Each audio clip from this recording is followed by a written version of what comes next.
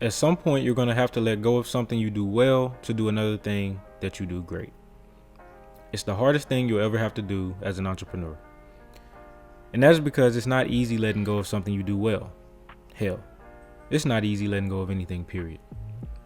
But in order to move forward, you have to grit your teeth and cut ties with the old identity associated with just being good.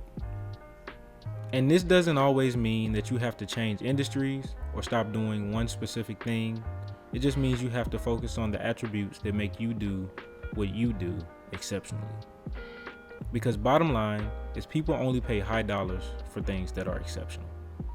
And on top of that, it takes a long time to become exceptional at something. So if you took the time to become exceptional, then you should go be great at that thing and get compensated as such. What's up, everybody? It's Malik the Entrepreneur, your favorite athlete's favorite entrepreneur. And this video is about taking the next step in your journey, whether that is entrepreneurship or even if you're still working a corporate job.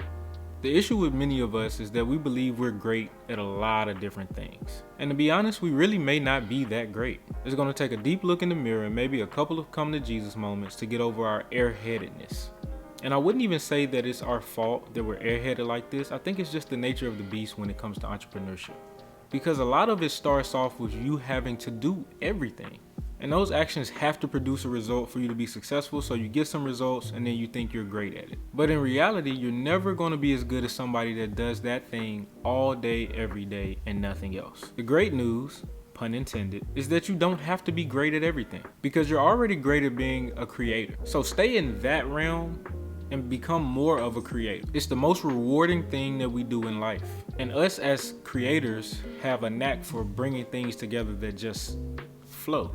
When you become so entrenched in the system that you can't focus on creating, you reject the other side, which is to be outside of the system and create for it. Which brings me to my first point. Stay outside of the business. Even if you can't actually be on the outside of the business right at this very moment, take some time each week to write down the direction for you or your business. This will provide clarity and prevent you from getting frustrated about where you are because you'll know where you're going. To be inside means that you can never be bigger and the business can never get bigger than what it is because you as the creator are shrinking to fit inside of the creation. But to be outside of it means that this thing can grow as you grow. I'm constantly creating an environment for my business to grow on paper and in real life. For me, it's like riding in one of those toy cars when I was a toddler. It's no way that I can fit inside of that thing now, but as I grew, I graduated to a big wheel, the 3-wheeler, then to a bike, and then eventually a car.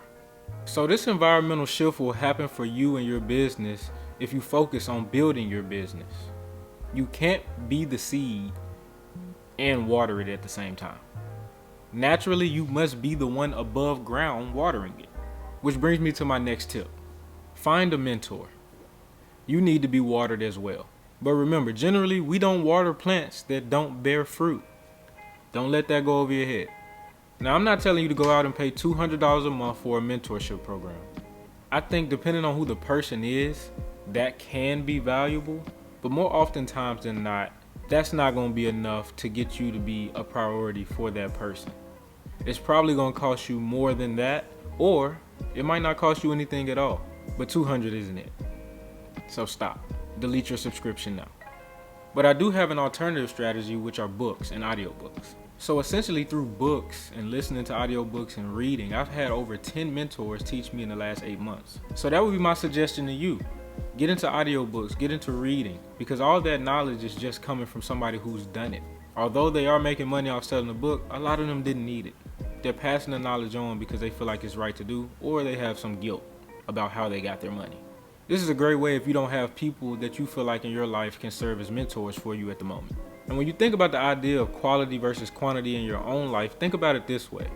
If you buy a quality piece of jewelry, it holds its value a lot longer than a cheap piece. You will also hold it more close, near and dear, and try not to lose it.